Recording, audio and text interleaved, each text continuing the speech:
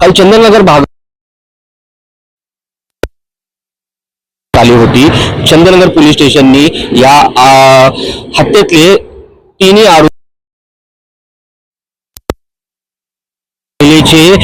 जे पती आहेत त्यांनी काही मागणी केलेली आहे। चंदननगर पोलीस स्टेशन इथे जाणून घेणार त्यांच्याकडनं। दादा काय नाव आपलं? माझं पूर्ण नाव दिनेश उदयराम। काय झाली खूप पद्धतीने तर ह्या तिघांना मरेपर्यंत शिक्षा झाली पाहिजे सर, नाही त्यांना फाशी शिक्षा झाली पाहिजे। समोर आलेला आहे सर कारण हे आहे की त्याची बायको माझ्या बायको मनामध्ये शंका होती की या दोघांचे काही प्रेम संबंध आहे का।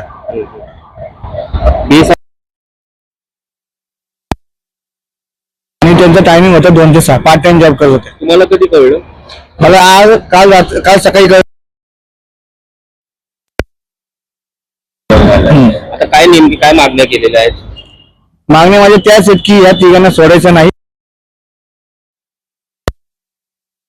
गुन्हा दाखल झालेला आहे, आरोपी अटक आहे, तरी तुम्ही इथं आलेला आहात आणि काय मागणी करत आहात? दाखल केल्याबद्दल आणि सर्व नॉर्मल केसेस आहे। आम्हाला त्याच्यामध्ये कलम वाढ करायचं आहे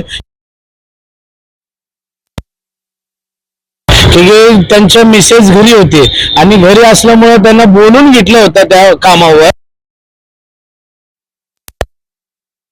नंतर त्याची मर्डर केली अशी नॉर्मली मर्डर नाही केली, त्याच्यात तुकडे 56 वार झाले। 56 वार करून त्याचे तुकडे करण्यात आलेले आणि त्याचे तुकडे सर्व बोलून टाकले। वाढ करणं गरजेचं होतं। तुम्ही साधं नॉर्मली मर्डरची केस टाकलेली आणि त्यांनी प्लॅनिंग करून सर्व यंत्रणा पहिले तर रचून नेलेली आणि तो जो वकील होता जो सावंत, तो सावंत मर्डर करणार आहे। त्यांनी काय केलं, तुम्ही बाहेर जातो, तुम्ही त्याची मर्डर करा आणि तो काय सर्व झाल्यानंतर तो बाहेर पडलाय की तो वकील आहे। वकील असल्यामुळे माहिती की त्याला मला पूर्ण प्लॅनिंग केलेले सर्व हे प्लॅनिंग मर्डर झालेलं साहेब की यांच्या मिसेसला जाणून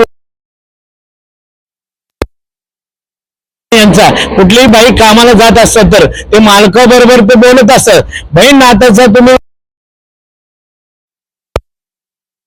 दिलेलं त्यांचं काय चुकी होतं?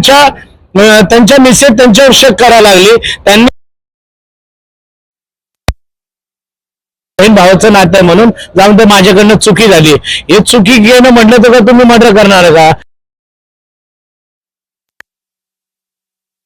निषेध करण्यासाठी आम्ही वंचित बहुजन आघाडी या रस्त्यावर उतरण्यासाठी या दादाला न्याय देण्यासाठी आम्ही इथं पोलीस स्टेशनला आलेलो आहे। आम्ही कलम वाढ केल्याशिवाय आम्ही हलणार नाही।